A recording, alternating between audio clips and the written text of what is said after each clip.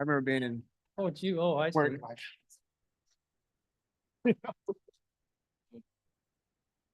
My. All right. That was every day. In the back, so. Thank you, Ms. Yeah. Miller. It's a pleasure to see you. Good morning. Good morning. My name is Chris Caius. I'm chairman of the Kane County Administration Committee. I'm calling this meeting to order on Wednesday, July 9th, 2025 at 10:30 a.m. Can we have roll call, please? Arroyo, Berman, Garcia, Garcia here. Gums, Gums here. Young, Juby, Should here? Caius, Guys present. Roth. Roth here. You have an in-person quorum? We have an in-person quorum and no requests for remote.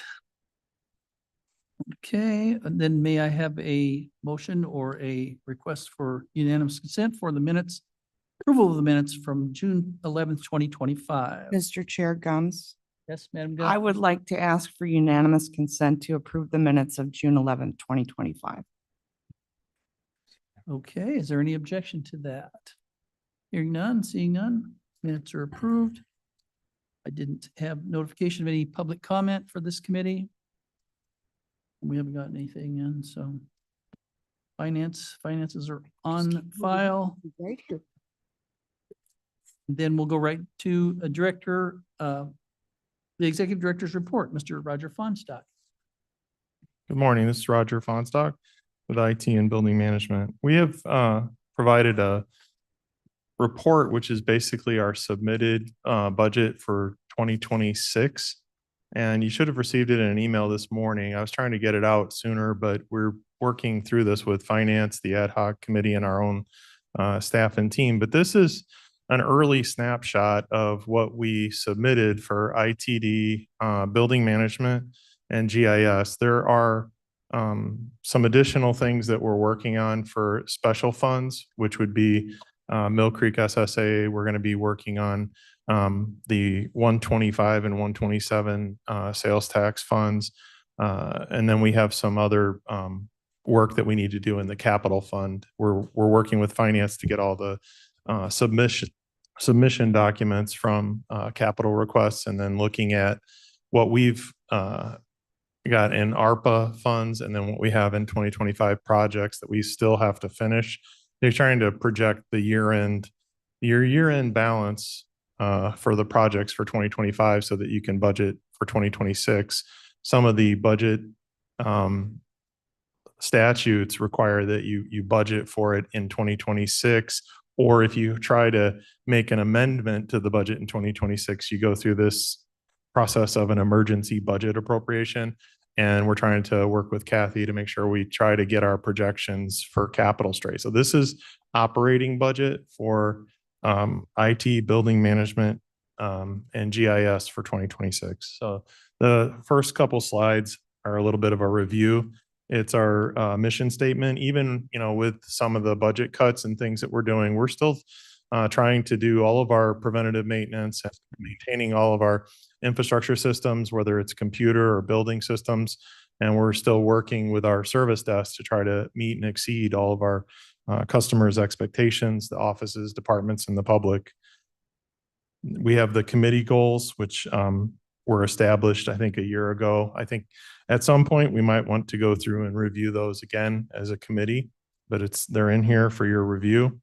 And then kind of what I said about building management and IT. If you go to the next slide, Cash. Yeah. Building management objectives and goals. A lot of them are around maintaining existing infrastructure, supporting existing infrastructure, and the buildings and offices. What you'll find in our budget, and I think it's important to understand, the IT department and the building management department is a supporting department. We support all the offices and departments throughout the county. It's relatively unique, at least from the county perspective. We have a very centralized function for IT, where we do support for the courts, we do support for public safety, we do the support for the state's attorney's office, treasurer, clerk. A lot of our elected offices use the IT department. And they also use the building management department for their support. So many of the costs that you see operationally, they're not things that Charles or Kevin or myself are consuming in our department. They go outbound and they're there to support other departments and offices. So we have tech support staff, maintenance technicians, IT support people. We have people that support the infrastructure systems on the back end. We buy software and support for all of the different applications and databases. We buy building control and security cameras and door control and maintenance for different devices throughout 27 buildings. So it's kind of a cost center for you that you can see in one spot what IT and building services costs are reflected for most all of your buildings. We don't capture the KDOT costs. We don't capture all of the recorders costs. Obviously, Recorder Wegman has her own system and office, but we do capture most of the others. I think the other one is Regional Office of Education. They have a lot of things that stand alone, but the rest of the offices and departments use us for IT and building management. And I think in the budget, when you're looking at what we are doing, keep that in mind, that it's not just simply something where if we're reducing it or cutting it, it's just within our four walls. It's actually all of the different offices and departments. So same goals for IT and building management, very similar maintenance goals. I would also reiterate that we look at the budget in kind of three different ways. One is to support and maintain the things that we own. And we try to prioritize safety, life safety, public safety, and then preservation of assets. So we want to maintain and keep the things that we own and keep them in good shape, keep them running and operating so that the offices, departments, and the public have good use of them and they're available. The second type of view of the budget that we look at is, are there places where we can either use the infrastructure services that we have more effectively and do more with what we have? Or are there things that we need to prune the tree and see if we can cut back and try to not do those things? So it's kind of the things that you expand and contract that you own. And then the last thing is something that's absolutely new. It's something that we don't do now that we probably should be doing, or something we should be considering. So those are the kind of the three genres of things that we look at when we're doing the budget. Very rarely do we get to just pure new, just something new that somebody thinks we need to do. So think most of the things that are happening are, we have to deal with things that are protecting our people and our assets, and then try to expand or contract the things that we own to accommodate more service, get more out of our existing infrastructure and systems. So that's what our focus is when we do this. And I work with Charles and Kevin and Brooke to do that. If you go to the next slide, there's a slide with our org chart. This is not really changed much. We are working on some changes that are going to be between special revenue and the general fund departments. So if there's salaries and benefits and costs that are attributed to a special revenue fund, we're trying to move the general fund expense into the special revenue expense. We're doing some of that more with Mill Creek. There's a lot of things that we do for Mill Creek that are administrative overhead or people's time, and we're trying to account for that and get our expenses from Mill Creek covered effectively. It's not more than we need, and it's not less. We want it to be accurate and draw the money from that is needed. The other area, GIS, we're working with Kurt Lebo and GIS department to try and identify some prorated salaries that could potentially be expensed in the GIS fund. It's not a whole salary. It's prorated salaries where they do some administrative overhead or some work in a GIS related capacity, and GIS can potentially take some of their compensation costs. And we're not talking hundreds of thousands of dollars. It's in the tens of thousands usually in total, but it does make a difference, and it will make a difference in our bottom line. Charles is making changes this morning to some of our general fund and special revenue fund. I think we picked up another tens of thousands of dollars by moving some things around. So I think our bottom line actually will look even a little bit better than what we're showing you today, but it's getting better. Again, it's a work in progress with finance, the ad hoc group, and then eventually it'll come into finance committee, executive committee, maybe committee of the whole and the full board. But we are working with finance and HR, trying to work collaboratively to figure out the departments in the general fund. How can we present the best budget to the board for the sake of the departments in the general fund?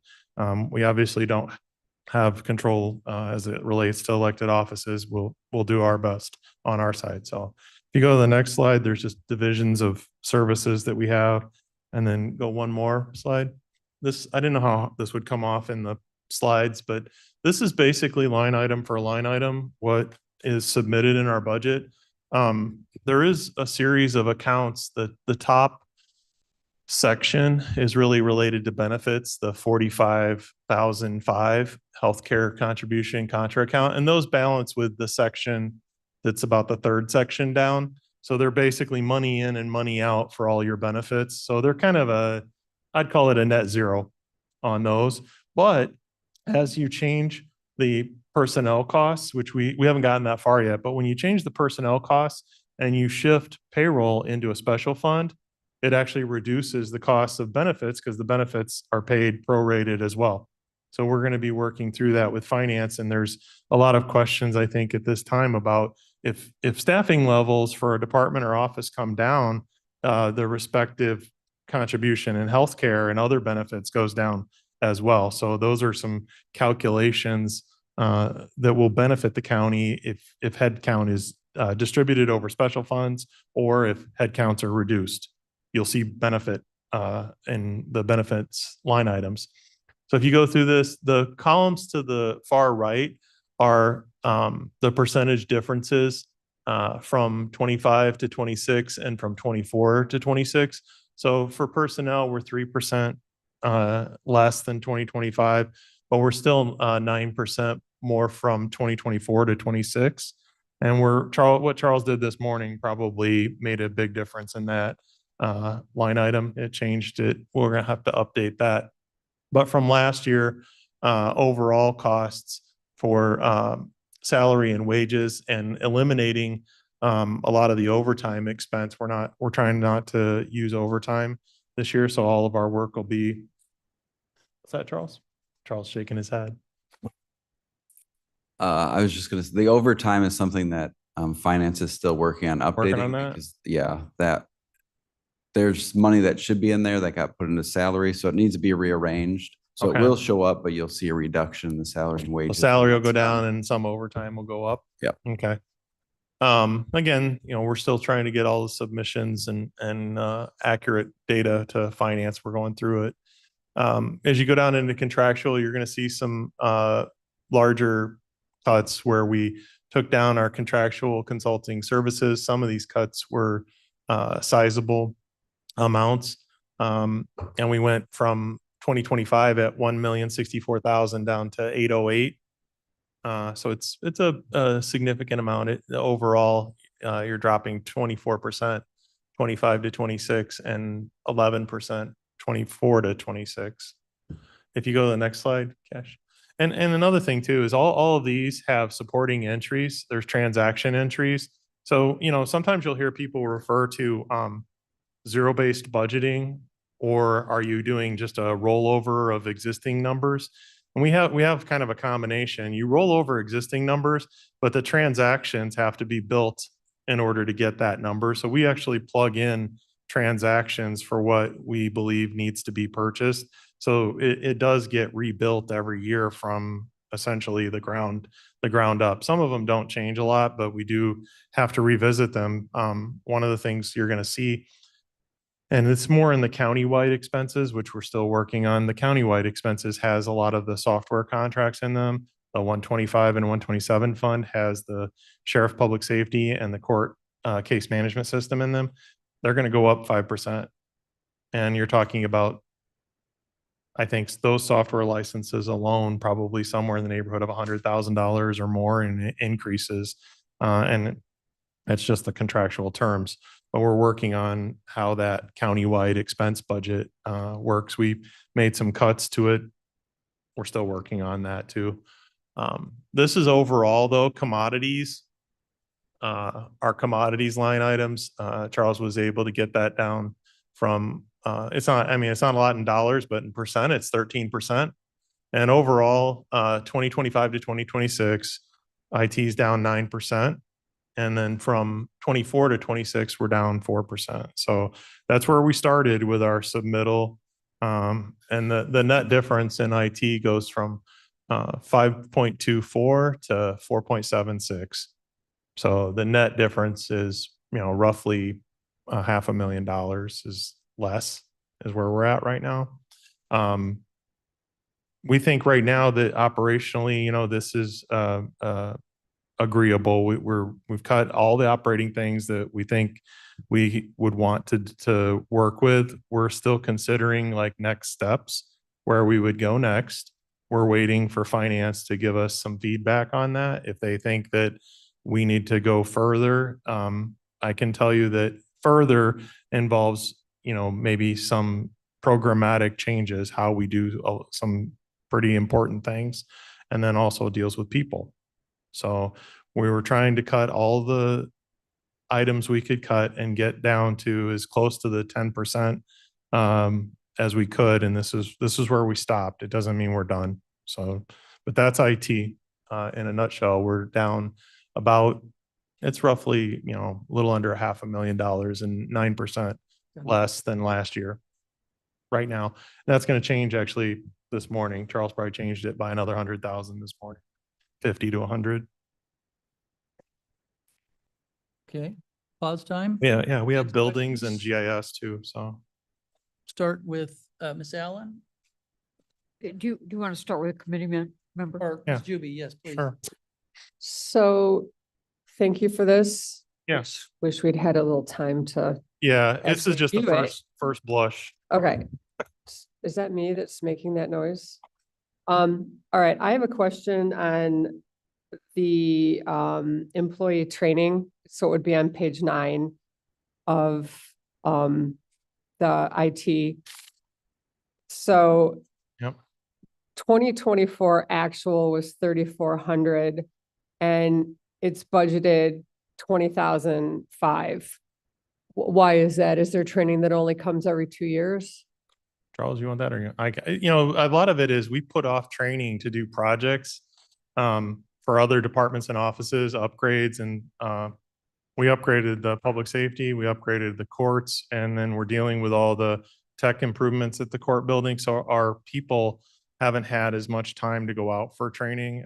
For probably the last 4 years, and we have a little bit of a backlog where we'd like them to get more training. The other thing, we've managed to reduce a lot of our costs by doing online training and online certifications. So this was kind of where we stopped for the training. We also, did some conference and meeting reductions. We reduced that as much as we thought we should. But that's just where we ended up for right now. If you look at it with 50 people, if you send out 50 people, I think it doesn't even come up to $1,000 a person. It's 500. So I guess Yeah. the follow-up to my question would be Yeah. then, are you looking to increase the amount of training that we've had from, 24, Yeah. because that's the only figure in front of me? Yep. We would like to send everybody out to get their certifications and keep up with their training. A lot of them, their certifications last 3 years, but if they're missing or they're in need of getting like A+ Network Plus certifications, we can get them out to get training. Actually, during a time like this, it might be good because we can get training in. We slow down a little bit because of the operational changes. We're not as aggressive about Okay. getting other projects done as much as sitting back and trying to conserve. But training, improving your employees' skills is a great benefit Well, to I'm all us. about So, professional development. I yeah, just think there's a $16,000 difference. And if we're Yeah. not going to be pushing training, then there's an easy, Yeah. 15,000 Yeah. that you cut off. Sure. I'm sure there'll be other things I have questions on as Sure. I have time to go through what you've presented, but that was just an obvious glaring thing to me that we went from 3,400 to 20,000 and that when it was budgeted at 41,000, we only sent $3,400 worth of So- training. That's a disconnect to me. Right now, we're 2025 actual, mid-year, we're at almost 9,000 mid-year. So if we keep on that trajectory and send more people out, we'll be maybe 18 to 20. That's kind of where we're headed. But, again, it's early. If finance comes back and says, hey, we need more money or people are going to be involved, I think we'll probably choose to try to cut more. We'll work with finance. We've been a good partner trying to cooperate, and we do want to preserve some of the benefits that our people stay for. They want to be trained. They want to learn more. Can we do less? It's always probably a better option than laying people off. So It was just a quick question. that's good though. I got a note for it. Deborah. Then that satisfied? Then, do you, Ms. Gums? I do have a question about the broadband licensing. So the last time I asked a question, where were we at? It was stuck in state's attorney's office and we hadn't signed on anyone to these licensing agreements, which will bring in more revenue. So if you could explain, Charles, where we are on that, I would appreciate that. Yeah, this is Charles Lasky with the IT department. So we've worked with state's attorney. We have now a contract that can be utilized. So as we have anybody looking to utilize our service, we will bring that to the state's attorney's office. They'll work on doing an agreement with them. Then it'll go through this committee, through county board, and execute that agreement. Right now, we have one company that we are talking with who's used our fiber in the past. We don't have an indication if they want to renew at these rates. It's a smaller company. Some of the larger companies that were interested in the past while we were doing this process have decided to build their own fiber because they couldn't continue to wait on us. So we're not sure if they will have a need now to use our fiber or if they will be leasing fiber out along the same path that we originally were planning to lease fiber or license fiber out on. So that's where we're at right now. We don't have any new customers to utilize that since the agreement's been complete, but we are, now that that's set, we are letting people know, here's the pricing, here's what you'd need to do if you want to use that. And we're just waiting to see if there's still interest from any of the previous parties for that. Okay, and just to follow up to that, if I might, is there a way that, I mean, I read in here, we're looking at that. So how do we attract more people that weren't in the original pool? As I understood it, there was quite a few people in that pool and you're saying now they've gone somewhere else or decided to do their own. So how do we entertain those individuals or those companies? Yeah, so now that we have the new agreement, we have a website, we can update information, we can start reaching out. We don't have anybody that actively sells. Years ago, we had somebody that part of their position was to actively try to go out and find people that would be Yeah. interested in that. At this point, we've cut some of that, so we Uh, don't have those people, but This is Roger. One of the things that changed drastically, we used to have NIU outreach and NIU fiber, and they used to promote and go to different business and people that would consume fiber in this area. They've pulled back. They've actually withdrawn from doing a lot of that outreach work, but they used to actually meet with us monthly, sometimes more than once a month, about prospects. And we can reach back out to NIU outreach and see if they're still doing work in the area. But I know through their university cuts, they actually pulled back and were only maintaining their network. And then we also worked, which we can reach out to. It was a organization called iFiber. And iFiber was also promoting our fiber network, but stopped when we didn't have a contract. So NIU, who brought us customers, iFiber, who brought us customers, even the DuPage Business Park and SBA brought us people, and even one of the carriers, Rack City, or not Rack City, it was I can't think of their name now. But anyway, one of the carriers out there, Zayo would even actually bring us customers because they didn't have the fiber to do it. And we haven't worked with them probably in some time either. So we need to probably revisit some of those relationships to see if they have needs. And that's something we can do in the next few months. We missing Kurt for a while. Kurt was out for a couple weeks, months. So just final point on that, then I would ask you to, and it is on your little page here, Yep. to reinitiate that leasing program. I would encourage that. Okay. Because it's any penny is better Right. than no penny. Yep. But we have our lovely penny. Okay. If we go to Penny count. the next slide, we have building Before management. you go too Okay, far, is there what- another one? Ms. Allen? I'm sorry. Thank you. This is Alan. I'm not on the committee, but I appreciate being able to speak. Two things. There was mention of how software licenses go up. Yes, And that is a fact of life that we need to, I think, say over and over again, because when we ask for a CPI, when we're working on our budget, the fact is that that is a relatively small tool that government is given in order to keep up with our rising costs. We want to pay our people fairly. We have union contracts. We have software licenses. I don't think Mr. Gates is going to give us any break. So we need the CPI for those, to cover those things. Number two, at Human Services earlier today, we were just curious about how many employees are where. And our departments are 399 employees at the current time. Our elected employees are 1,004. So appreciate the intense cutting that you are trying to do.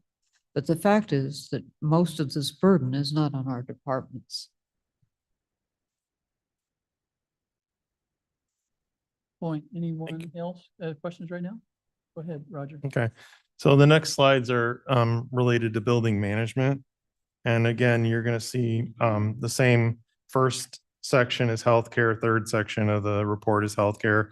The second section is salaries and wages. And between the salaries and wages and the overtime, we're down 2%. We did increase overtime, and a lot of that is reflective of the projects and things that have to be done off hours.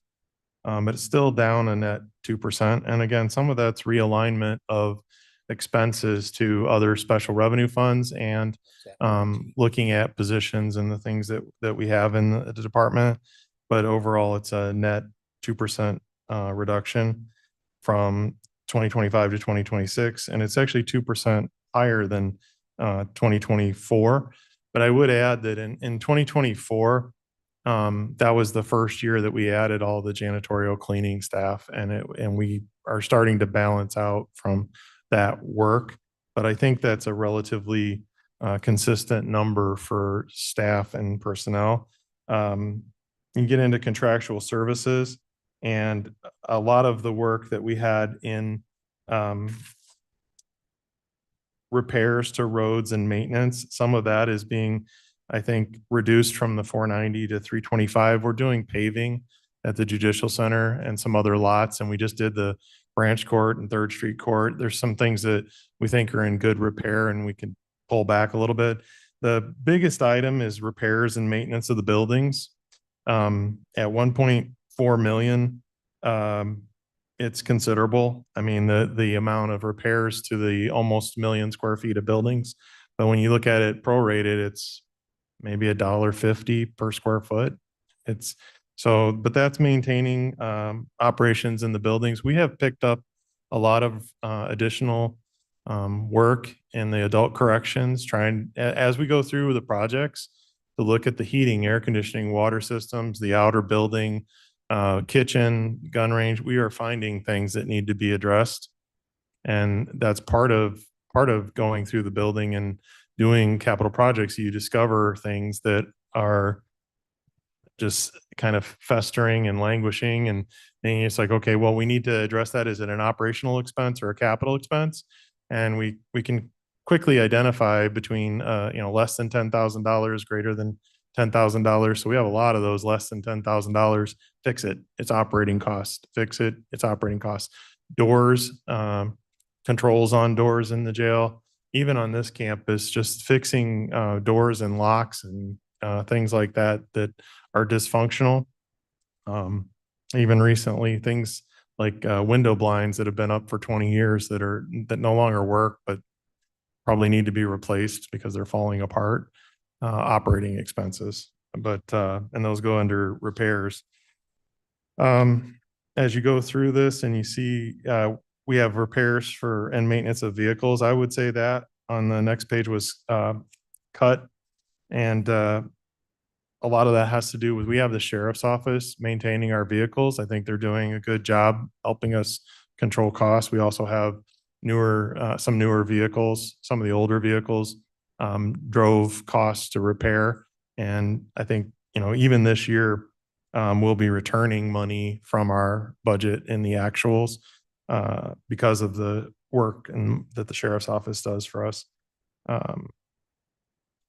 There's other areas in here that we've increased. We had general printing. I think that was a demand from our print shop, 25 to 26. And then we reduced employee training similar to IT. Operating supplies in the bottom half, you're going to see, we didn't really think that we could reduce utilities. And I know there's a lot of talk about, savings from electric, savings from the solar. One of the things I would point out is that as we save some money running solar during the day, a lot of that savings is affected by increased rates or the rates for the energy that we are consuming. So you don't run solar 24 hours a day, you run it 6 to maybe 8 hours a day, and then we have off peak that we run at night. And then we have the utilities are provided by 5, 6 different companies, and all of their energy costs go up. So our bottom line for electric is staying the same. I would tell you that the savings are that we don't have a $200,000 increase. So it's not like a line item deduct for the solar. I know that, I would wish it to be that case, but it's just, we're saving the offset of what the energy cost increases would be. We do have a reduction in the water utility, and that was based on an actual at mid-year. We were trying to get the water budget back in line with what you see in actuals. It's actually a little bit less than 2024. We've been talking with finance about the cost of utilities. And it's one of those things where if you say cut utilities, which is a large portion of our budget, I mean, it's approaching $2 million. You say cut it by 10% and you save $200,000. And in November, we have utility bills that exceed our budget. We still have to pay our utility bills. So I think our position would be, if you plan to cut utility bills for your 27 buildings, prepare to have a contingency in case we can't make that work. And the way you make that work would be increasing summer temperatures and decreasing winter temperatures. So we'd be a little warmer in the summer, a little cooler in the winter, and work with the buildings to maintain temperature better. We work with more efficient heating and air conditioning. We've got more efficient lighting. We do have a lot of water consumption in the adult and juvenile centers for flushing protocols. We have to flush a lot of water through the building to keep it from stagnating and dealing with things that go on in the resident areas. So I don't know, if the water would change that drastically. Again, electric and gas is what we use to cool and heat. So if you change temperature, that's what it is. Buy more efficient equipment, change temperature. And again, I think if you do that, I think 5% would be ambitious. If you change temperature and you save 5% on $2 million, you get $100,000. And that's not guaranteed, but we've been talking about that. How would you use our building automation systems to try to control temperature a little tighter? Right now, we kind of favor the people that are in the offices. If they say it's too hot or too cold, we try to work with them. Overall, if you look at the bottom expense totals from 25-26, building management 6% less and 5% from 2024. So both, 24 and 25 were less than previous years. So that's the IT and buildings budgets as they're submitted.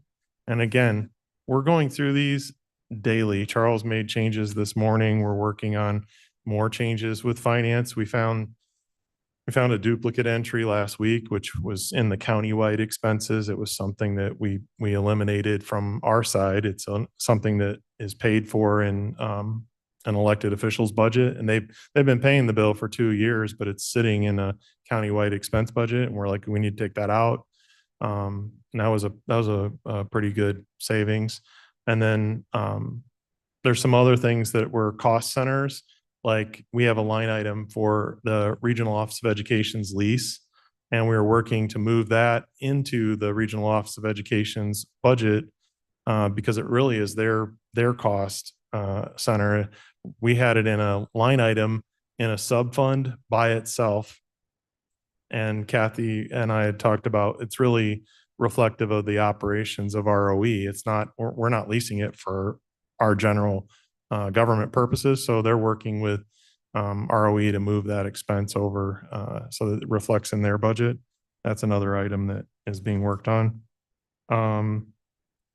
Any questions about buildings right now that we have? We'll go with the committee first, if there anybody, and then Gums. Thank you, Gumps here. Yep. Roger, you touched on it a little bit. We have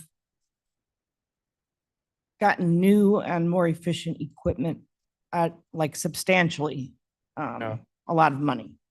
So have you guys anticipated any cost savings because of that efficiency? I mean, I know they're brand new and, but like, for example, I spent a lot of money on efficiencies for my home, and it did bring a huge cost savings in the utilities, for example. So I know you don't have that information, or maybe you don't have that information, but I think that's something we should look at as well, because Sure.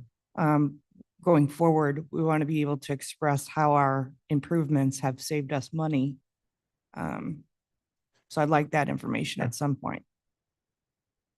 Does that make sense? Yes, absolutely. So yes, that makes sense. We've been working with the utility bills. We're actually trying to arrange the utility bills in a way in which we can actually see like 15 months, 2-month trends. We had a software package that was brought in with the electric utility, and we thought that would do it, but our electric bills were to the extent that they had trouble tracking how the energy consumption. So we're going back to kind of revisit that and look at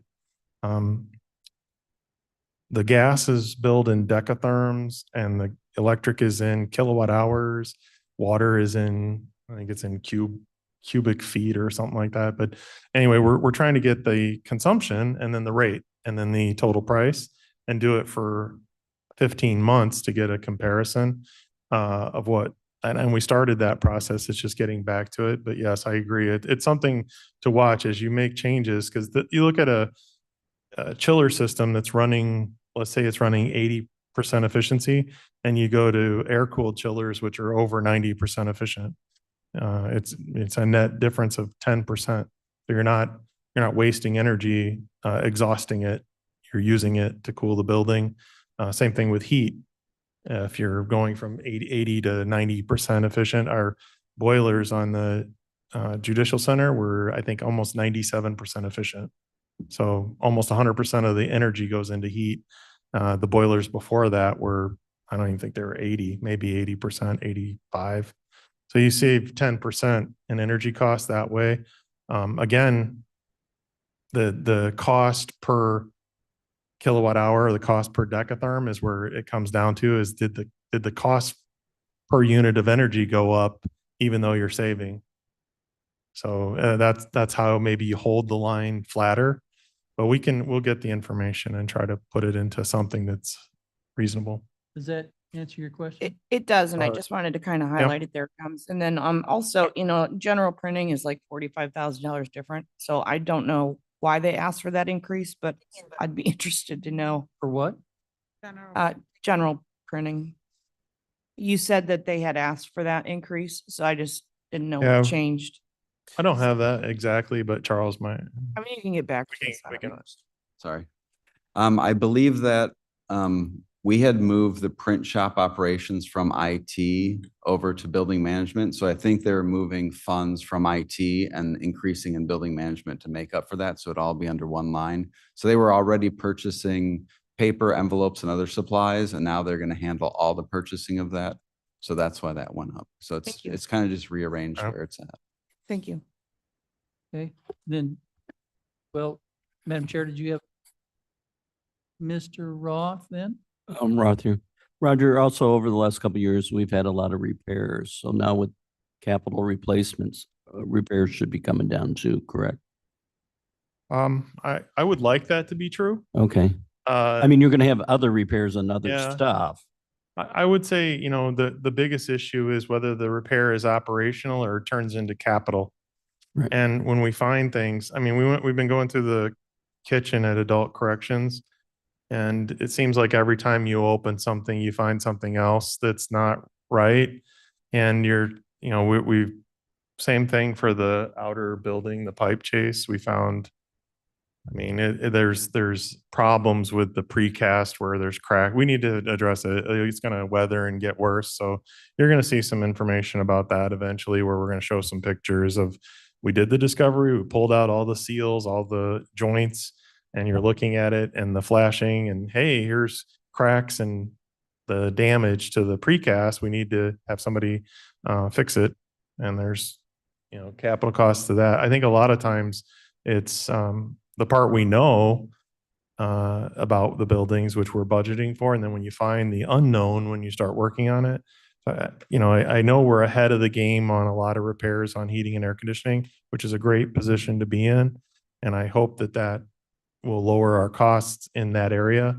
As we dig into the jail, I know Kevin, he's probably going to lose sleep over it, because every time we open something, we're just finding more things that need to be dealt with.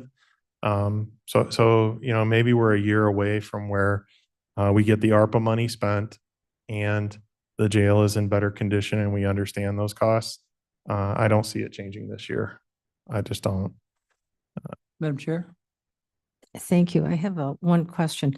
When you look at the utility bills and the other related expenses, they're pretty flat compared to 2024, which I appreciate. Have you factored in the new building that's in Elgin?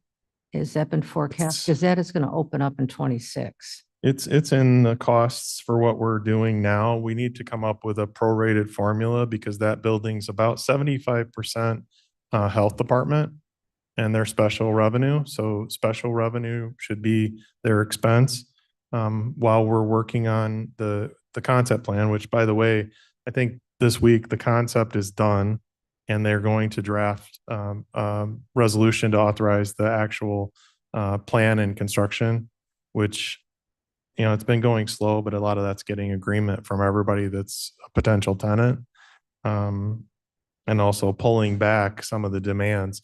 But yeah, we have the utilities now. I think early on there was a question. I don't remember if it was Ms. Juby or Ms. Gums, but we had originally got the utility bills, and the utility bills had initial deposits, and they made our utility bills look astronomical, and those have come down since then. We got that behind us, but you're right. I think that'll be a projection for the health department, and then we'll have a small percentage of the utility bills as a county expense for the general fund, probably 25%. Does that include the parking lot for potential snow and maintenance? There will be costs associating with snow removal. There will be some landscape work. Again, prorated. It's, that's another thing that I think that finance and the county board needs to probably revisit, is the special revenue costs that are attributed to special funds. And we come up to that a lot because we work in the other offices and departments. And if you're working in another office or department and they are supposed to be paying their costs from a special revenue fund, when does it become a general fund responsibility to take care of it? Or is it just the special fund should be taking care of their own operational costs? So do they, who cleans the building? Who removes the snow? Who pays the utility bills? Those types of things. I can tell you years ago, they were primarily special revenue funds paying their own way. And then over time, there's things that kind of slip back into the general fund and become, so we're going through those, trying to make sure that we understand the costs to push them back to the special revenue funds when that's appropriate. And then we do get some pushback, you know, where it's like, hey, I can't afford to pay for this. And then this special revenue fund says they can't afford to pay for it. Then we go back and try to negotiate and talk with them about, you know, their responsibility versus our responsibility. And that topic comes up almost monthly, weekly, just so you're aware. If I may, could I reflect on that for a minute? Thank you. That just concerns me Chair? from a liability issue. Because if the snow, let's say snow removal, if the snow removal is not done adequately, or the carpeting has got some bulkiness to it and people may trip, et cetera, et cetera. And the special revenue fund says that we don't have those resources to take care of it, but it's a county building. And even though they're paid, they're county employees, and there are people who are coming, they don't know that that is being funded by a special revenue fund versus county money. It's all the county money. So I think I would like if we could dive down that a little bit more. Oh. I have no issue with the special revenue fund reimbursing the services provided, because that's control. I mean, it's a hard cost, but there are people who are experts in snow removal, et cetera, that these individuals that they would hire on independently, or maybe not, would not have that expertise. It does come in that form. So if we're doing a large contract, we have a price for each office or department to get the services, and asking them to pay the invoice or reimburse for it. A good example would be if we were to do all of the operational maintenance for the KDOT buildings, their special revenue. They do all of their own maintaining their buildings and operating space. So, but they're special revenue. So how does that example work when you consider something else? Let's say health department, animal control, their buildings. There's more of a shared responsibility where we work with them. But ideally, special revenue would pay their expenses. The animal control building was bought entirely with health department and special fees from animal control. The building was, you know, constructed based on that understanding of special revenue.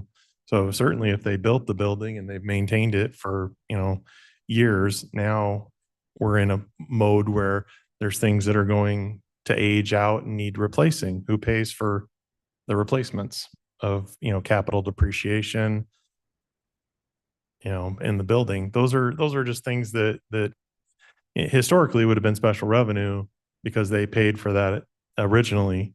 So a lot of times we look at, well, who paid for it to start? Who bought it? You know, kind of where did it come from? And you find it, well, it was originally bought by special revenue. Now they're coming and saying, you know, and I'm not saying animal control specifically, but special revenue then comes back and says, well, the general fund should buy this for us to replace it. And then it becomes a general fund expense. And it adds more burden to the general fund every time you do that. So it's just something to be aware of. Accepting it. I'm assuming. Yeah, it's something to be aware of. I mean, as you're going through things, looking at where was it purchased from? Where has it been serviced from in the past? And then when they bring it to us and they say, hey, we got this bill, would you pay it? Or would you just take, you know, can you pay this? We have to go back and look, where did it come from? Where did it start? How did this come to be? There's a lot of times we'll get a contact from someone with an invoice and we find out, well, they've paid it the last 5 years. I don't know why they're bringing it to us now. And it's just they want to try to shift and get it out of a different budget. And we have to work with them to figure out, well, why is that? Sometimes they didn't budget for it. Sometimes they did. Sometimes they don't think it's theirs. Ultimately, if we can't reconcile it, we'll bring it back to you. So most of the time we work it out. But yeah, it does drive a lot of conversations. Who's responsible? Same thing. We had the same conversation, and Chairman Caius would know. We're working with the Forest Preserve, trying to get them to pay for costs associated with IT. How much does it cost? What are we doing? They're not special revenue, but to us, they're an outside agency. So how much does it cost? We work long-term with them. Yep, that's like a Get that. 10-year deal. So, yeah. Would you rather sit up here rather than have these guys behind you? Or you- No, okay. I can turn. Okay. I'm Why good. don't you get a stiff neck? I'll listen. Ms. Gums? Thank you, Gums here. So going down this rabbit hole a little bit with you, Roger. So as I understand it, and you guys have been burdened with this for a long time, you know, we say oftentimes a lot of the budgeting falls on you. You're ending up spending money on other units and Mhm. departments often. So going through your process here, it struck a question in my brain. So you know, in these budgets that we have here, so we're budgeting for things that you believe potentially or collectively, we believe the other units should be paying for. So my question is, once those get rectified, who will actually do the budgeting for those, whatever we identify issues? And by that, I guess, you know, sometimes we stumble on things that are dual, like they're in two places. Yeah. So I think that what you're leading my brain to believe is that maybe we are budgeting in two different places for the same expenditure. And if we go down that rabbit hole, which we should, that will likely rectify itself by your analysis there. Yeah, well, and we are doing that. When we look at our budget, we don't have access to view everybody else's budget submittals. And I think through that ad hoc group, if the departments or other offices are willing to work with us on those, we would work with finance to look and see if there are duplicates. A good example, software, hardware, maintenance of some things. We're looking at it, and I think last year we found a duplicate where it was in a special fund and it was in our countywide expenses. So we removed it from countywide expenses and paid it out of the special fund. And I think it was like a net $90,000, but it was in there twice. The good news from our side is that if it's in the general fund and we don't spend it, it goes back to the general fund. So ideally, we would want the special revenue to cover costs that are attributed to them, because the dollars that we would spend would go back to the general fund. So we will be looking for those. If only we had like a little button where we could hit it and find duplicates. If only. It is difficult because we do not see what's in the other submittals. We get it on the far end when it comes through finance. But we're standing by, we're helping finance with review and you know, information. And if we see something like we saw the other day, we're like this, we think this is a duplicate. The other part of that is communicating with the special revenue department or the elected official to say, hey, we see this and we want you to know about it, because our understanding is the last 2 years you've paid this, it's coming out of your budget, and we are going to remove it from ours because we didn't have any invoices for that line item for almost 2 years, and it was in well over a year. So we removed it, but it's coming out of another office. So it is getting paid and the vendor is getting paid. And the budget was there. So fixing that was it was a pretty good amount of money. It was a couple $100,000 that was budgeted. And Gums here, I'm not just picking on you guys because I'm sure that happens throughout the whole system that we Yeah. have. And I think little bits can add up substantially. Sure. The idea, any other questions? Yeah. I had a question about and this, a Sure. lot of little numbers here. When we switched over, what was the time frame for when we switched from the contractual janitorial to hiring employees? 23, and have- 24. 23. So that's prior to this Yeah. system. That's why we don't see that big change from contractual to Yeah, you would see it start to take effect in 2024. And so you'll see our amended budget at 2.794 in 2024. And our actual, we picked up the remainder of the staff for the cleaning, and we're under budget, and from, you know, actual to amended, we're under by almost $300,000. That's why we were hiring people on. we're finishing the hiring and vacancies. And that is on building management, Yeah, building management. the first page of building. Yeah, the management first under page of what? building management, if you're under 40,000 salaries and wages, you'll see 2.794. If you went back to 2023, it was considerably less, Mhm. probably 700,000 less. And Yeah. then you'll see it increment up to 2.7. And then we had an actual of 2.5. The 2.5 is just carrying vacancies for those positions and any other vacancies before we filled them. And now we're mid-year, little beyond mid-year, we're about 50% of our payroll. So we're almost 100% hired, which is good. But that's going back to 2023. It's a lot different. Right, now we just don't see that. Okay, that's all. Can I make one comment there? You do see it a little bit in the contractual services line item. It's about the third one down, 5201 janitorial services. And so if you look at the 2024 Yeah. actual amount, we spent just over $500,000, $565,000. But then if you look at 2025 actuals, you'll see it down 86 year to date. So we're on track to Yeah. spend about 180,000 this year. And so that's where you see the difference. So you see the overlap in 2024, and then you see the reduction happening in 2025. And this is where in this If you're in 52 52 010. 010, janitorial services? in the 2024 actuals, you'll see our numbers are higher than our budget. They essentially removed the janitorial services contractual budget when we took on the personnel. So we had no transition period. We went cold turkey. They gave us, so the net balance was between that and the overage in that in the personnel savings. So we had no contractual, which we still have some contractual for cleaning. We can't do it all with staff. But you'll see that 565 that Kevin's talking about in janitorial services at the bottom.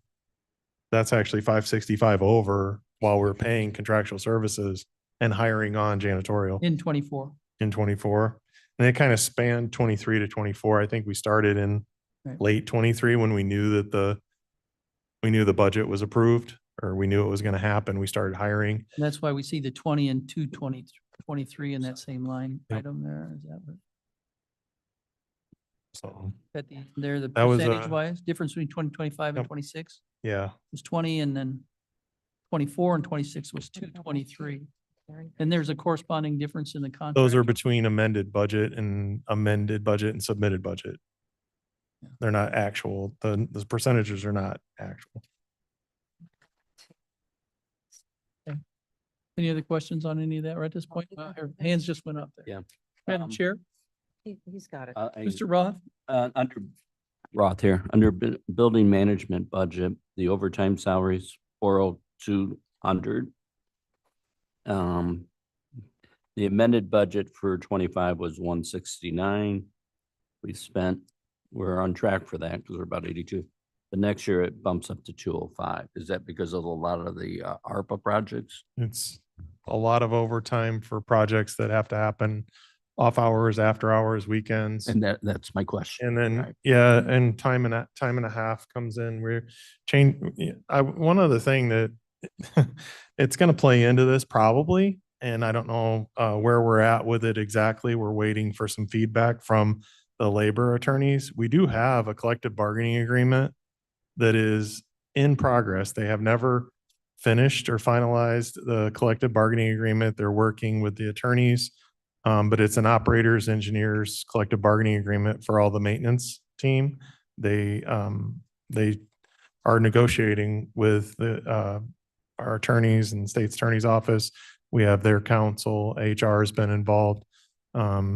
It started a while ago and it's kind of been at a standstill, but I would expect that to come into play. So there will be some 14, 16 people that will be affected by that. And we don't have a clear indicator of how much that will cost. And we're not budgeting for it as far as a set percentage or increase. We won't do that until we get further along, but that's something else that will impact the operating budget. Okay, and then, I just, on that Gums? point, Yeah. Gums here, I would like to see that at labor management. I was not aware. Oh, no. Oh, That's been, negotiate. I can't think of the guy's name, the attorney that is working on that, but Thank you, Mr. Chair. I can pass that comment along in our office. stay forward. But it, just, Yep. but you said it's lying.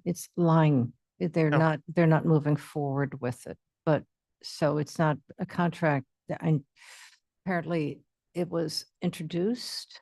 they And voted to organize. They voted to And they've organize. had representation and been working with state's attorney, especially, it's a special attorney that was working on it with HR and So state's attorney has a copy of the proposed negotiated contract, I think we've had one or two drafts. but it, Will that figure into this budget right now?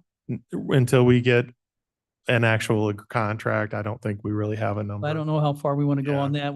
I was just curious already of where we pushing an are with hour. all of that. It's So been- the state's attorney has it for review. Yeah. Yeah, so It- there may That's be just all where it's kinds of at. things that happen in the future. Yeah. And then did you have a question, Mr. Roth? Are you okay? No, I asked my Yeah. question. Thank you. Else? That's good. Okay, The last budget is GIS, and the only reason why I included this is special revenue. And I was thinking about it, this is the expense side. The good side on this one is the revenue side, which we did the fee study of last year. And the fee study increased the revenue from this, and what looked like the use of essentially cash on hand or fund balance to fund this year. With the fee change, we actually won't be using the fund balance. And then subsequently, working with Charles and with Kurt Lebo, we were able to make some adjustments to prorate some of the people that do work administratively on GIS and some of the people that do work in development into the GIS fund. So we're trying to help pay for people that have GIS responsibilities that were in the general fund. So it will actually take some of the burden off of general fund departments that do GIS functions. So there's probably, I don't know, Charles, you think $100,000, 50 to 100, somewhere in there that we're picking up out of the general fund and moving to GIS because we're doing good on the fee structure and revenue. The rest of this was all GIS expenses.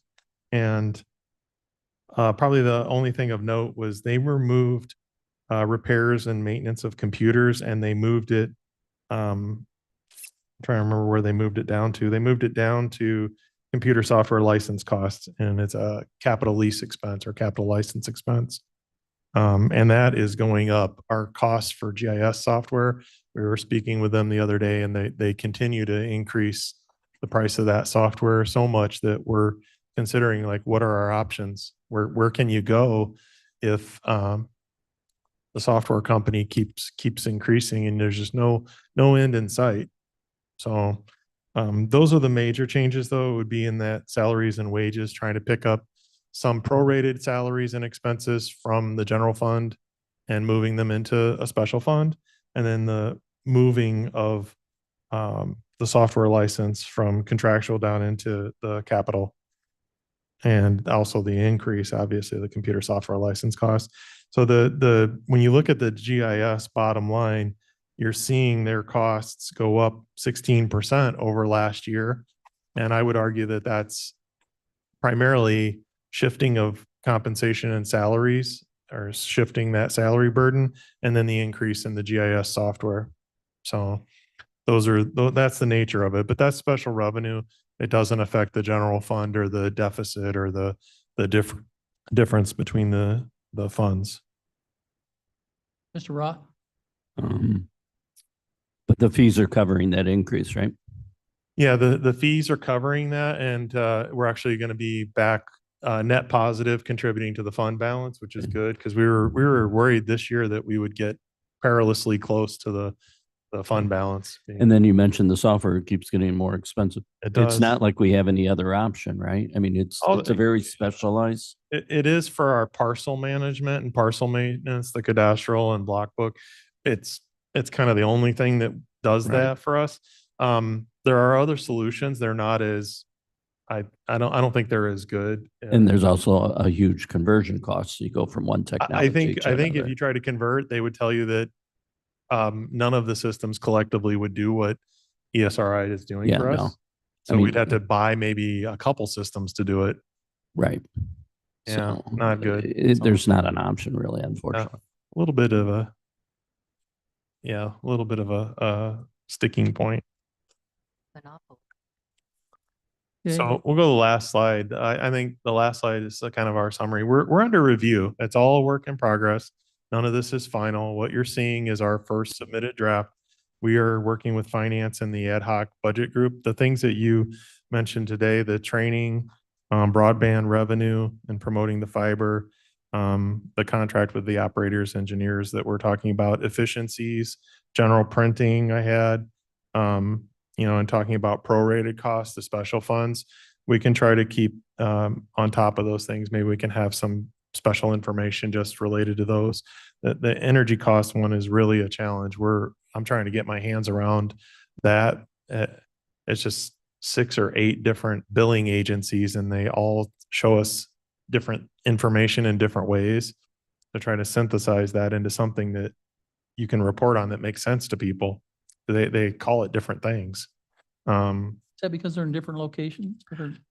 So, like we get a lot of our delivery charges and fees from ComEd because ComEd's the major carrier provider, but then we get our energy billing from another company, and we're trying to make sure we don't pay any of those additional fees because we already paid it with ComEd.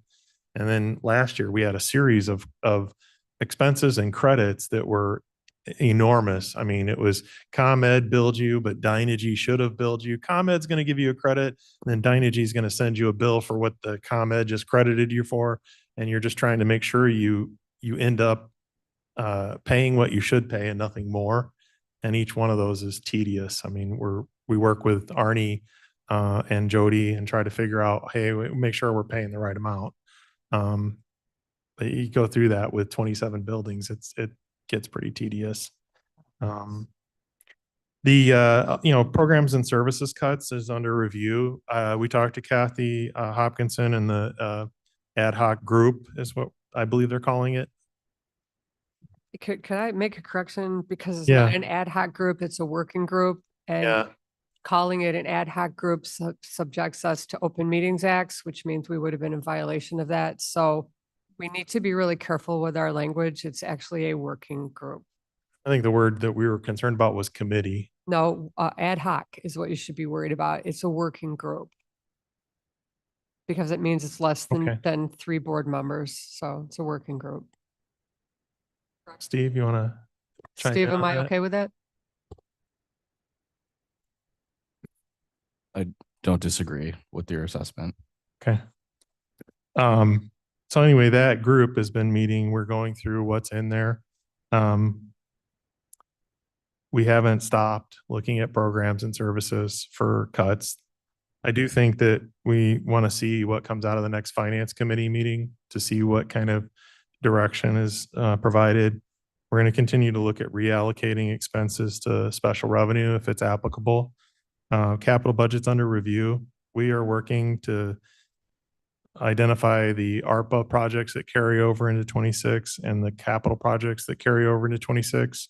Right now, our goal is to try to finish all the ARPA that's due by the end of 2026 and finish all the 2025 projects that are started.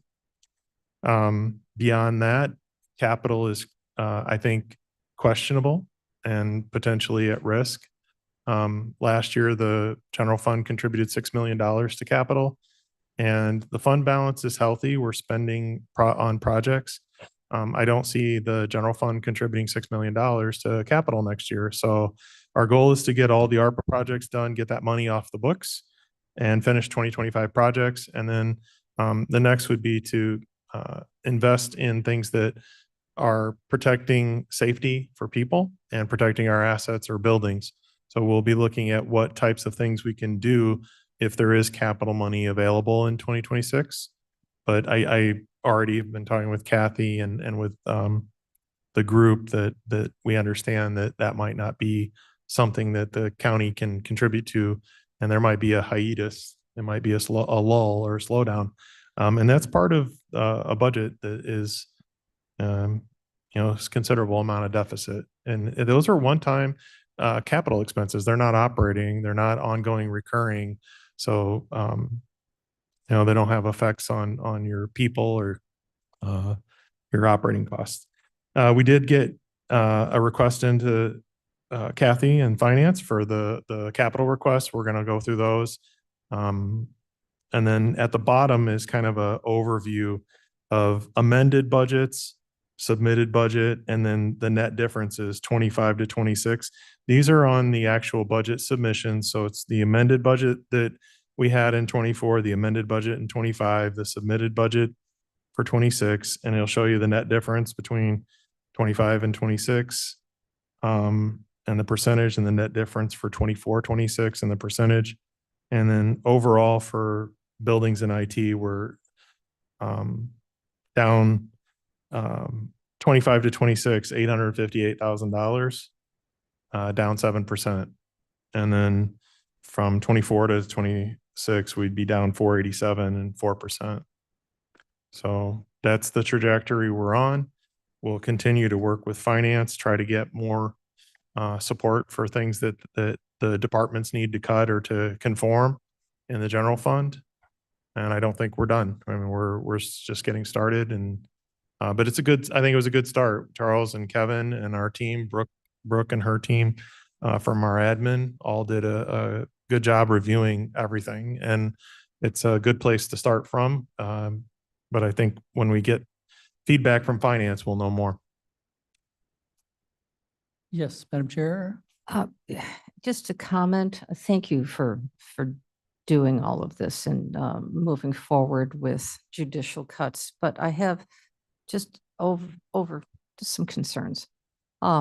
Reflecting back on the jail and what we've seen at the judicial center and repairs that have been made to building A, that were long overdue capital expenses that were ignored for a multitude of years, have cost us and continue to cost us as you investigate the jail kitchen, continue upcharge of costs, because something breaks, we don't know it, things cost more. One thing breaks another, then another thing breaks because of that. You don't repair a leak in the roof, all of a sudden you got to repair your wall because you've got a leaky pipe somewhere. So it continues on. As these cuts are made, and I'm not saying that they shouldn't be made, but I think we need to proceed with caution to maintain a sense of safety for our buildings, for our assets, because these are our assets and they're very valuable assets. We're not going to build a new jail. We're not going to build a new county office. And if they deteriorate, then that becomes a real problem for the people who work in those buildings and for the public who comes to participate, to use the buildings. So I just proceed with caution as we make those deep cuts.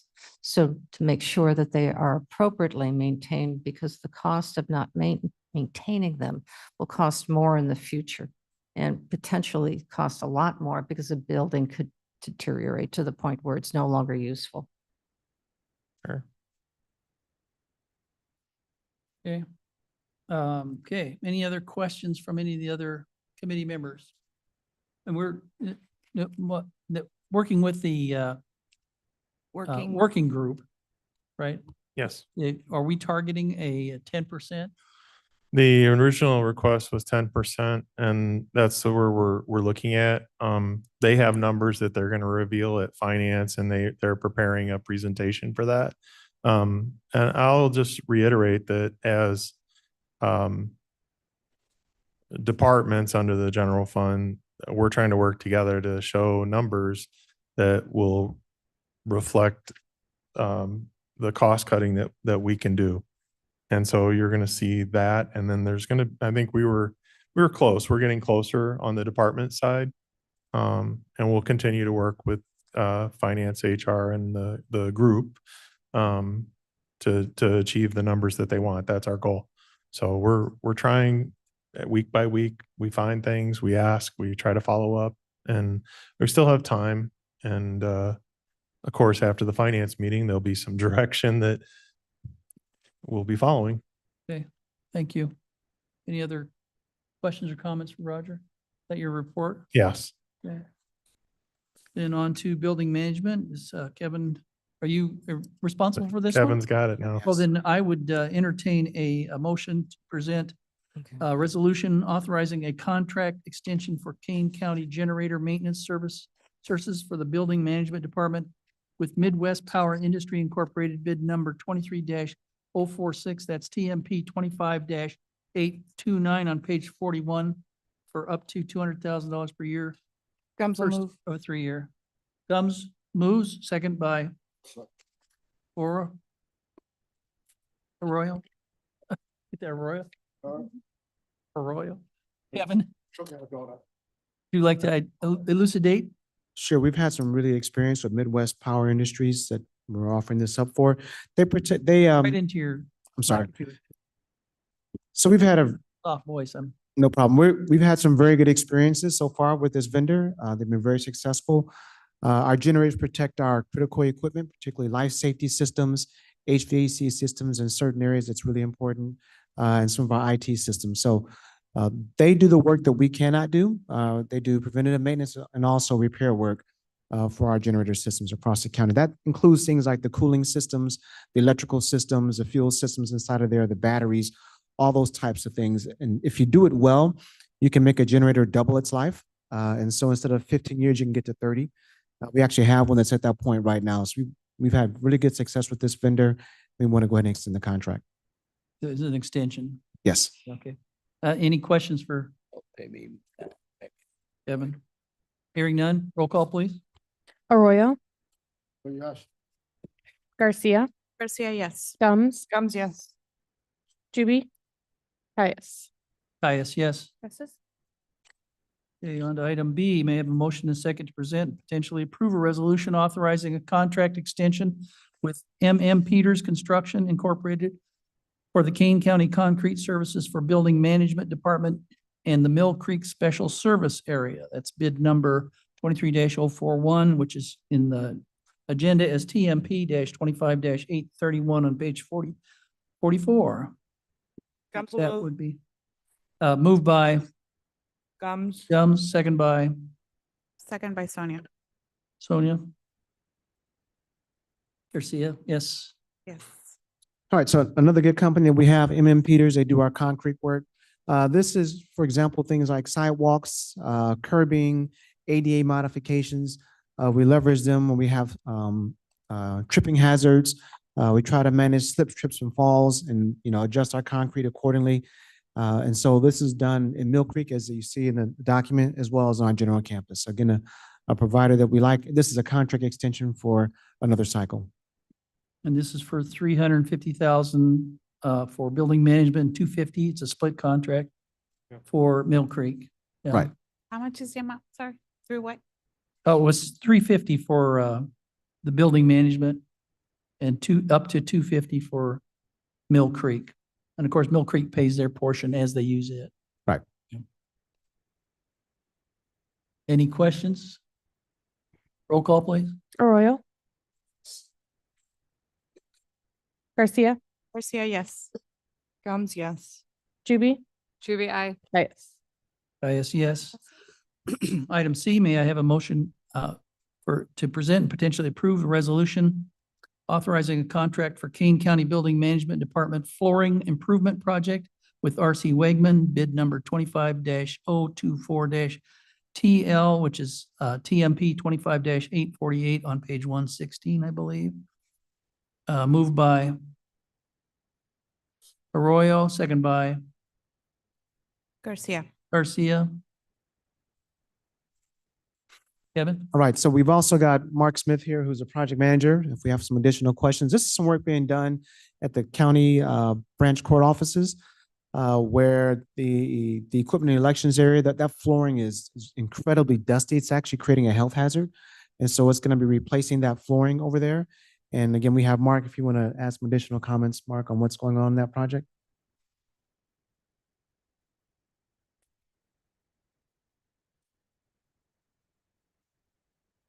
Mark Smith, Building Management IT. Where this is at is in the warehouse, the elections warehouse at the branch court building. So it's on the elections warehouse side. That floor is rough. It's just damaged over time due to equipment and so forth. So what we're doing is we're going in and we're going to grind that floor.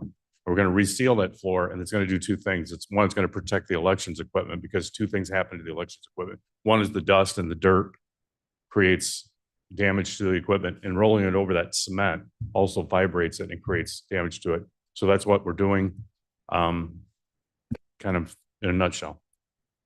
Great. Thanks, Chairman. Marcus. Mhm. Oh, Roger? Just a real quick point. If you look at the funding source for this, I believe this is being funded by the county clerk. So it's not coming out of the capital fund. That is correct. Okay, thank you. And that was, the total fund was 194,036. That's correct. All right, great. Any questions Question. for Mark? Yeah, Mr. Rock? How long will it last and when was the last time anything was done with that floor? Because I've been there for training and it was in pretty bad shape 2 years ago. We expect it to last at least 10 years, Okay. is what they're telling us, the ceiling part of it. And then, you're right. I think we grounded it one time way before I've been here 6 years, so it was way before. It's the original here. venture floor. So, yeah, it's the original Montgomery Ward's Yeah. flooring. So underneath, So the warranty from Montgomery Ward's wore off is what you're saying? yeah, Really. yeah. The typical yard sale, 50 feet or 50 seconds, whichever comes first. No, it was pretty bad shape 2 years ago. So. Yeah. Okay, any questions? Any other questions for Marcus or? Okay, roll call, please. Arroyo. Garcia, Garcia, yes. Yes. Juby, Yeah. Caius. Caius, yes. Item D, may I have a motion and a second to present, potentially approve a resolution authorizing purchase of office furniture, furnishings, and services for Kane County Building Management Department with TACO Office Furnishings Incorporated, contract number 240301. That's TMP 25-849 on page 169 of the agenda.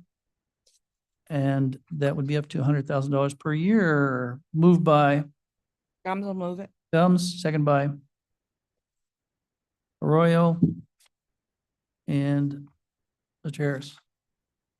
All right, so this is another project we're working on. Again, Mark, I'll have you come up and say a few words, Mark, that we're doing in the Kane County Branch Court Office, where they're creating office space for the diversion team and some other teams. We have one particular team that's working from home now, so they were to bring them in so they could become more efficient. And this provides some of the office furniture that they need for that space. I believe the county clerk is also paying for this as well, I believe. No? It's Mark, we have a couple different funding sources, but You mean we can't find any in our storage? I'm joking. How much is the price? We don't have storage. go I'm ahead. sorry, did you have a question? It's a not to exceed 100,000. It's a not to exceed number. Up to 100,000 per year. Oh, we have. Yeah. Mark? I'm Wait. sorry. So for this, the project that we are doing this for is the state's attorney's build out at the circuit clerk's office. It is for the diversion team. It is my understanding that they also want to add a couple of folks for human trafficking division. So that's what the build out is for. It's going, when you first step into the security or the circuit clerk's area, it's going immediately to the left there behind the glass wall.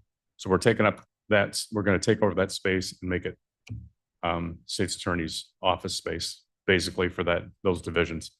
We do have, part of this funding is capital, and it is budgeted capital expense. The other part of the funding is from a grant that was obtained by the state's attorney's office. It was well over 100,000 part of this grant. So we do have a couple of funding sources there that we're using. One obviously being the capital fund and the other being that grant. So. Okay. Any questions? Ms. Juby? So this is through 2009. Are we anticipating that all the years are going to require new furniture, or are we going to be replacing out furniture? Because I understand this is new furniture for positions that we don't have. but this is running through 2029. So if it's not to exceed $100,000, are we planning on adding new It's, office space for that, or is this replacement? Because if it's replacement, I think we need to be really cautious. it's new for new, this was I believe, we have Terry Hunt on. I don't know if he could explain the diversion team, but they No, I were, understand that. I'm just, it's because this isn't a one-time purchase. This is authorizing it to go to 2029. So yeah. are we anticipating that every year between now and 2029, there's going to be additional office space added? We get requests to change out furniture periodically, and this would be a vendor we could use for office furniture based on this contract. We don't have scheduled office replacements for anyone right now as far as furniture because of the budget. So this is being put forward as a contract that you can use to buy furniture at discounted prices.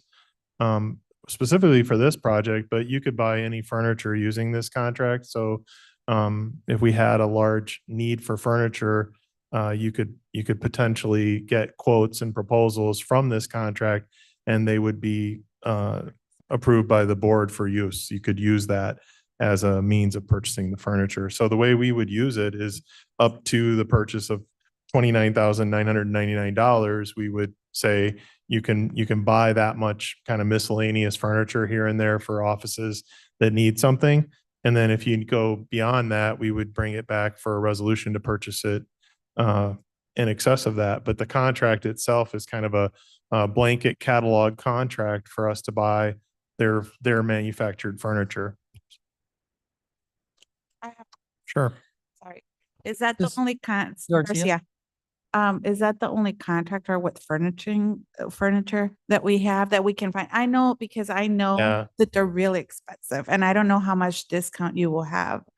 But I know that a desk can cost like $7,000. No, I don't. Mark has the proposal for the furniture costs. I think they just redid it, but it originally started with Trendway, and they were purchased by Quill, and then that was purchased, and it's been like the companies get acquired. So what's the name of it now? Taco. It's Taco now. We've had Han, we've had 2 or 3 others in the past. We do have had other furniture contracts. Midwest was one of the companies that we've used. In this particular case, the company that we will be working with is called LAN, L-A-N. And we do find a couple of things with LAN versus some others that we've used, and that is through this contract, they are less expensive. So we are really trying to watch the costs of what we're doing. And they come in and they actually do a whole design work, you draw it all up, and then it's kind of funny because we've actually, Yeah, I don't know what the discount was, but for retailers like me, they did everything, but the price was absolutely, I was like, no way, I'm gonna Yeah. spend all that furniture there. I'm sorry, I didn't catch that. You That I was doing it on my personal side, mhm. and they do go and measure and present everything, and it's really nice. Furniture is really good quality, but it was really, really expensive, so. And then this is a contract for a year, and it isn't necessarily just for a particular project, correct. single project. Yep. The Now, I I will know- note, let me make a note of Okay. this. You probably, if you get to the executive summary, and then you got an extra copy of the executive summary, because what happened was there was a typo where cut it was and just- paste. it was- yeah, it transcribed.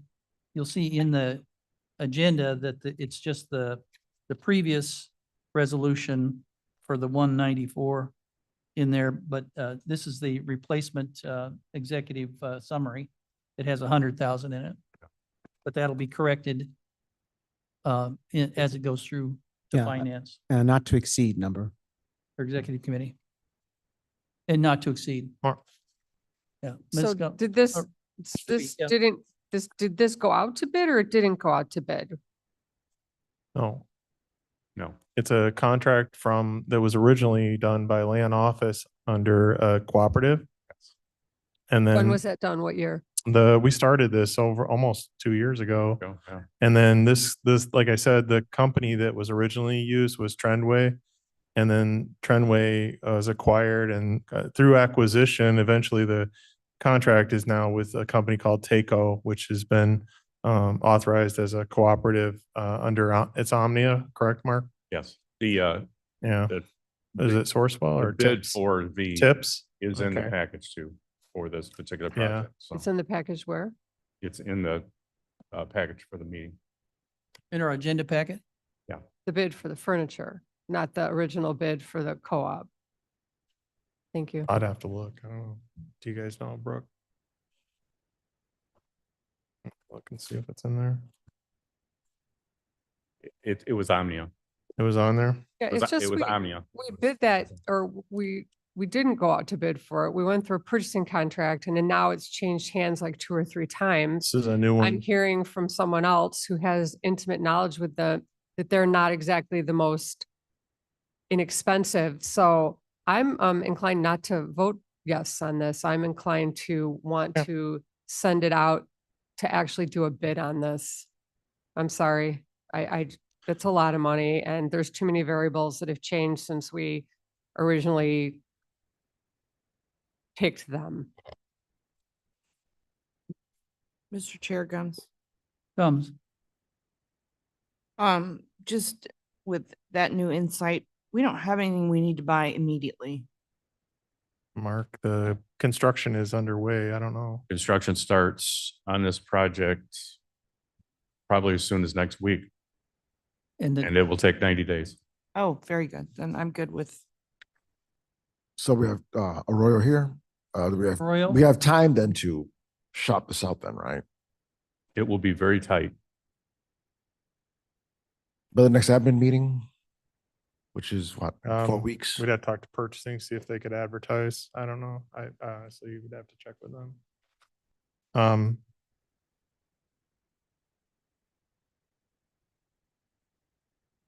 That's the, Yeah. I guess the We privilege of the value board. engineered this to get this to this. point. Yeah. It has been difficult, I'll just say, I mean, with the multiple funding sources and the timing of it. So yeah, the project's been delayed Please several keep, times. please keep in mind that we're getting discounted rates through this contract through Tyco or Taco, the company, through this cooperative agreement. So just so you know, they're providing this price at a government rate. So, Mr. Chairman, We can bid so it. in 4 weeks, Arroyo? yes, Arroyo here, in 4 weeks, Taco will still be there. Yes. We've used them before, right? So if nothing works out with anyone else, Taco will still be there. Well, I'm not sure what you're asking for. No, I It'll guess, still be there. if- Are if we they- talking about? No, to Ms. Juby's concern, that we go out to bid for someone else, no one else comes up, Taco will still be there in 4 weeks. Yeah. Taco could That's- also be more expensive in 4 weeks. Sorry?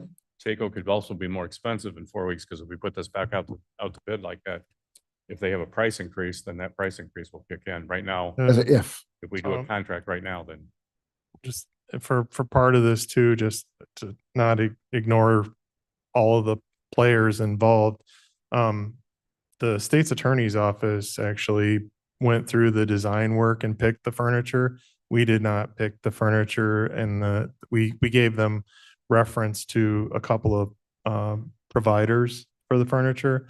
So they've gone through and done the color, the picking of the furniture, the plan for the office. So essentially, we would be taking that information, rolling it up into a bid, and then asking for responses. It might take more than 4 weeks to get it out and back.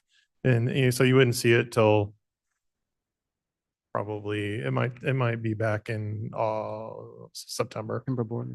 So, Mr. Chair, Yep. this isn't just asking us to authorize the purchase of furniture for the state's attorney's Oh. office. This is asking us Just a blanket. as a Great. blanket to Yep. extend that to 2029 without us having the ability to have any knowledge about this particular company. if you want to break it out and say, this is what we do for this particular project, I would be happy to vote for that. But I will not, I cannot support this with a blanket extension to 2029. I can't do it. And yes, I'm sure prices will be higher, but I apologize. This should have come to us as a one-time deal for one job for us to be able to authorize that. Mark, do you have the proposal from TACO and I land don't have it in office? front of me. It's in the package. Charles? Yeah, this is Charles. I was just looking through the packet. It looks like the total for what the state attorney selected from what I see is $53,300 basically. It's on the executive agenda. Yeah, and that's fine. I mean, I would be happy to Wanna- approve a one-time purchase for them for this particular thing, but I'm not gonna Can we give a blanket. Make a friendly motion to amend it to cover the expense of the state's attorney's furniture at maybe like a not to exceed 60,000, I don't know. That's gutting that resolution pretty much. Yeah. I would like to ask the state's attorney for an opinion on how we would do that if we were able to do Then- that. Yeah, before we get to that, Mr. Chairman, For one time. Mr. Chairman, Yes, sir. No, Mr. Royal. are we locking in rates the next 4 years? Like anything we buy will be locked in a certain rate or, because I had a conversation with Juby here, Ms. Gums here that, with tariffs likely increasing as if furniture is imported, there will be increases in the future or are we just locking in rates now? What we are lacking in is the rates that they are providing for government entities. So I want to buy a chair, this Schedule. chair, next year. We Yeah. lock in the rate now. Will it be the same price next year? Will it be a higher price next year? It'd be at the same price because they're contracted through that. So we're locking in the rate. Sorry, I misunderstood your question. Should we go to the state's attorney, Mr. Ford? Do you have a comment? Can we modify this to just do the 53? Will that change things? So I'm Stephen Ford from the State's Attorney's Office. So, I've looked at the resolve clauses in the resolution. There's two. The first resolve authorizes the building management to purchase furniture through this contract for a sum not to exceed $100,000. Potentially, the committee might consider amending that amount to the amount it wishes to authorize the purchase. That resolve clause doesn't necessarily talk about the authority to make future purchases. There's a second resolve clause that talks about an appropriation. I don't know. I don't have the knowledge right now to know whether an appropriation is necessary or if the money's there and this is just authority to move forward with the purchase. That's all the committee's looking to do. And the supporting documentation is there. I suppose it can make an amendment with the amount it wishes to authorize the purchase and move it along. And we can continue to look at the resolution and advise down the committee flow if further amendments are necessary. As we approach, this would go to exec and then county board. That would be the modification then? Today and then. I apologize, provided there's no appropriation, there's no need to amend the budget, it would go to exec next. And we would support just buying the furniture for the state's attorney's office and then we can come back and revisit, general furniture purchases. General furniture, we tend to be in the micro purchase threshold and we're not buying, tens of thousands of dollars of furniture because we don't have a lot of new office space to outfit. So I think that's fair. I don't disagree with that. So if we want to modify this, what would we then, we're asking for an amendment, someone to propose an amendment to this would state Not what? to exceed 60,000? You could do that for flexibility. You could get authority to make the purchase based on the quote, whatever amount that is. If you want to give the I would flexibility. go with but- the 60,000 because as they build the furniture out, if they are missing some piece that is absolutely essential, they may want to do a change order. And I think the other constraint that Ms. Juby was asking about was to fix it to this fiscal year or just 1 year. I'm also okay doing up to 100,000 for it because it's in flux. I am not okay for years subsequent. So to just this that. year. So modification of the date would then be 1 year. would that be? Yeah, it would be Okay. removing it. That's fair. But- Yeah, so that would cover, I have a question then, Mr. Chair, like, Yes, how does that Dums. affect us on I mean, we're getting a fixed rate. And, those tariffs go into effect August 1st. So I would just clarify that when we do this, we're participating in a cooperative, and you can participate in the cooperative anytime. But the way we do it by resolution is probably more formal than most. Most agree to participate in a cooperative and use it. We're, asking for authorization to spend money using the cooperative that we already participate in. We participate in Omnia, TIPS, Sourcewell. All of those cooperatives are things that the county has agreed to participate in. That was done by finance. And these are contracts that are on the cooperative, and we can participate in them as much as we want or as little as we want. So if we do it for a year and the board is authorizing us to use it right now, that's great. And they say, we're done at the end of this year, that's fine. We could actually jump right back into the same cooperative at the end of the year and say, we want to authorize and do some more. If we found a necessity for that, we can, I think the flexibility with the cooperatives is such that we're not tying ourselves into an agreement. We're using an agreement that exists because we're a participant in the cooperative. Mr. Chair, I would support the 1 year so Okay. we can move along here. Thank you. I'm sorry? I would support the 1 year if we can move along here.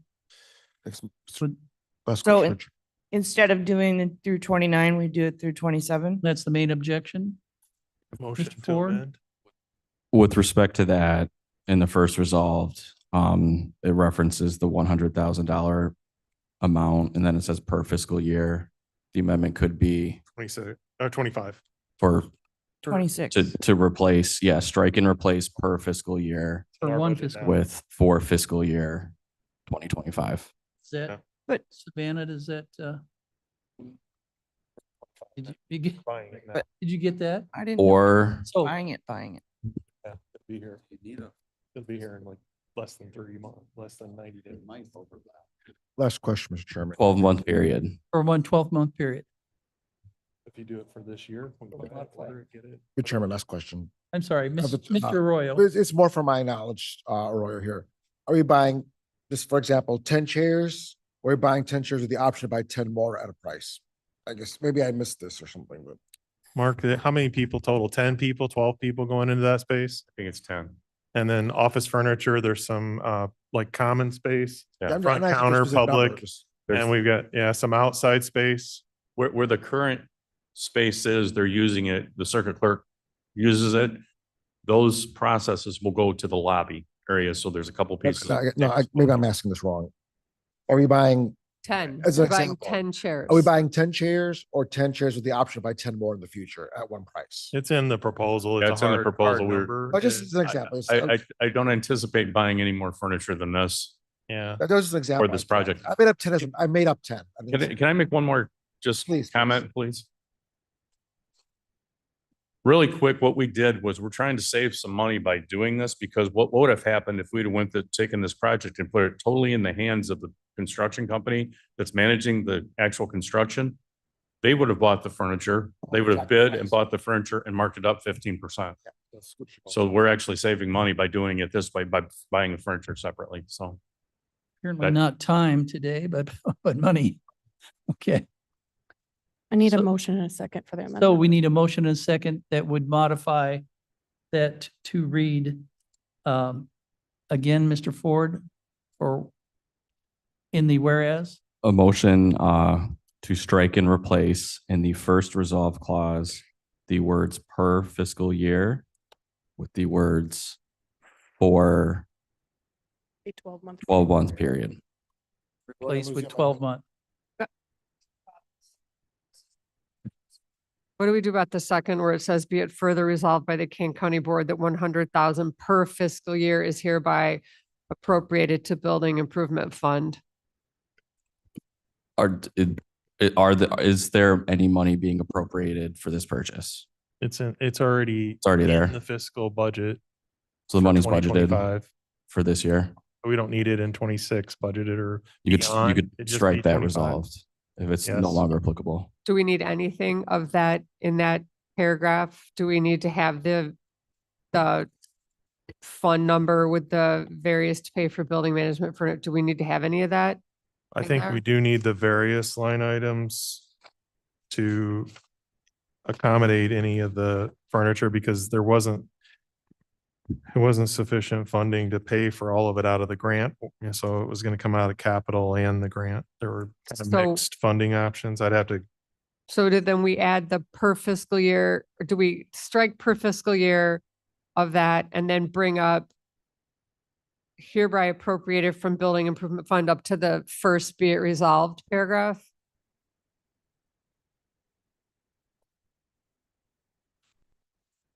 Ford? Sorry, I didn't hear that. Could you repeat that? Okay, you could change the second one to just make it 2025 instead of per Okay. fiscal year. Everything would just turn to 2025 budget. This is Charles. The only concern with that is if this project runs late and we get into December 1st, we'll be in fiscal year 2026, which is why we're trying to do the 12 12 month, month. just to, so we don't run into an Okay. issue if project runs long. For a 12-month period. Yeah, I think you would have it mirror the same as the first. So just as we have in the first resolve for one 12-month period, and the second resolve, you have the same thing for one 12-month period. And then it's consistent across both. Instead of per fiscal year, you'd change it to 12-month. After the $100,000 figure. Correct.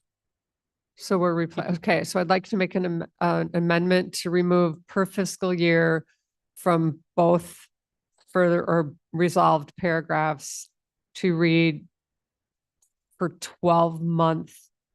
What is it? For a 12-month. For a 12-month period, For one 12-month period. or one 12-month period. So that would replace the Per fiscal year. per fiscal year in both paragraphs. Gums will second. Well, go second. Does that sound right, Mr. Ford?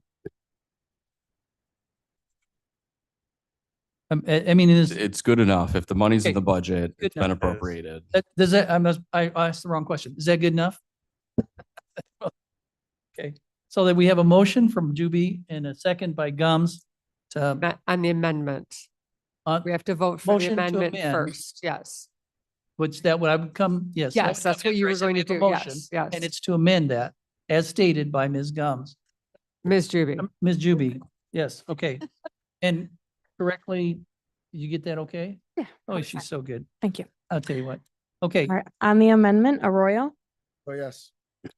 Garcia, Garcia, yes. Gums, Gums, yes. Juby, Juby, I. Caius. yes. Amended? Okay, then on to the motion as originally, or as modified by the amendment. Any question? No, we got it Okay. moved and seconded already. We're just going to call for the roll unless there's any other discussion. Discussion? Onward and upward. Roll call. Arroyo, Yes. Gums, Gums, yes. Juby, Juby, I. Caius. Yes. Garcia. Oh, I'm sorry, Garcia, I missed you. Garcia, My fault. yes. Thank Oh, you. Darcy, It's how afternoon. did that happen? Yes, okay, It's the after motion lunch. passes. Last one. On to thank you, Mr. Harris. Information technology, Mr. Lasky. Hi, this is Charles Lasky. We currently don't have anything for the board today. Arn. GIS, No, sir. We do have Kurt Lebo back from his leave of absence so we're glad he's back. good. So, And Mill Nothing. Creek, nothing up in Mill Creek? nothing to report from Mill Creek other than, we did have, the position of the coordinator, Bill Meyer retired. And we are working on, reallocating some responsibilities and reworking how Mill Creek's service works. There'll be some more information on that probably in the next month. We're still working on that, to determine where the different operational responsibilities lie. But I just want, if you hear anything about it, all of the responsibilities for Mill Creek have been reassigned to people. So we're answering the phones, we're answering the emails, we're still dealing with all the contracts, but we just have not settled in on exactly the staff that's going to be doing it. And we're trying to figure out if there's money that can be saved for both Mill Creek and the county and how that's being handled. So we're working on that. That's important to know. case somebody from Mill Creek asks you. Okay, I don't think I can understand that. I don't understand Mill Creek anyway. Okay. But nobody knows. Yeah, I Yeah. get it. All right. Of it. One of those mysteries. Please. that'll- Oh, yeah. Thank you for that clarification, Mr. Flawnstock. Yes, sir. Nothing on vehicles? Is there any new business from anyone? Any old business we haven't dealt with today from any of the members or staff? Do we need executive session? Yes, well, then I would entertain a motion. Mr. Chair, Gums, Oh, praise the person on file? Sorry. I will entertain a request to unanimous consent to put the reports on file. Gums will move that. Okay, it's Gums has requested to put the reports on the file unanimously. Is there any objection? On the Mr. Done. Chair for executive session, if I can move it, Gums moves to go into. I executive have- session. I'd like to read it. Yes. For release of closed session minutes, but I also want to include purchase, lease, or sale of real property and reviewing security procedures. And it would be for board members and lawyer only. So we're going into executive session to, for closed session minutes and also to discuss property, sale of property, sale or purchase, And security. and what? Security. And security. All of those. Okay, is there a second? Seconds. Juby seconds. Roll call, please.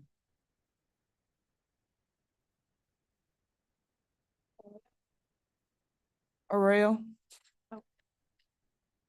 Garcia, Garcia here. Gums, Gums, yes. Juby. Aye. Caius. Yes. And go in executive session.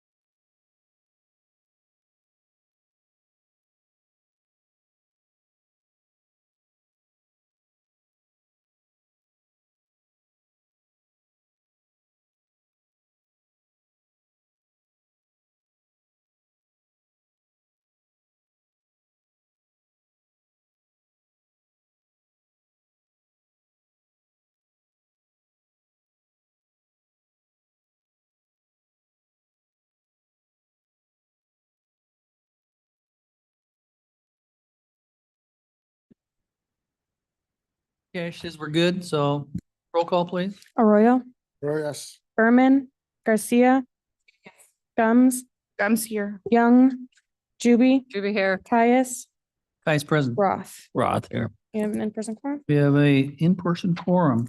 I would entertain a motion to present potentially approve a resolution or the release of closed session minutes as listed in Exhibit A by the state's attorney. Gums so moves that Gums. language. Second. Garcia. Any questions, comments? Roll call, please. Arroyo, Garcia, Garcia, yes. Gums, Gums, yes. Juby, Juby, aye. Caius. Yes, yes. Released. For released, is there any other business today? I'll entertain a motion to adjourn. Moved by Arroyo, second by Doobie.